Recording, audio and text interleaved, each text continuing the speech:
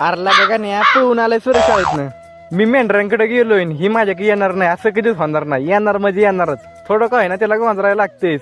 खायचे असे नाही तर बाकी काय नाही. आलोय बघा इथं मेंढरांना काटे पाडायला आणि रस्त्याच्या कडेला बाबळ आहे त्यामुळे लवकर खालच्या पडलेल्या काट्या लगेच उचलायला लागतात. नाही तर एखाद्या अंगा बिंग पडलं म्हणजे ते येऊन माझ्या उरा बसायचं. आणि ही शेड बघा शाळेतनं पळून आलाय आणि हसतोय अजून. पळून ते आलाय आणि वरून हसतोय मला म्हणतोय आमच्या घरी नाव. आता तो घरी गेलो संध्याकाळी तुझ्या लाटण्याने आरतीची.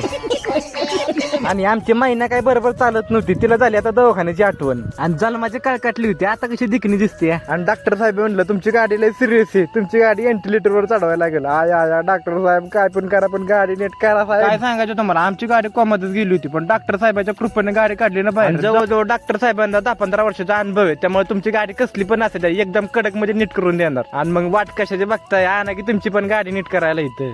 आणि 1.5 तासाच्या यशानंतर गाडी आणली ना सिद्धू डॉक्टरांनी. आणि तुम्ही म्हणता असेल तोऱ्यानं बोलतोय ते ह्या गेऱ्याचा पत्ता कुठे आहे. त्या गेऱ्याचा पत्ता आहे नेंदी बँकेच्या शेजारी आपल्या खंडाळ्यात.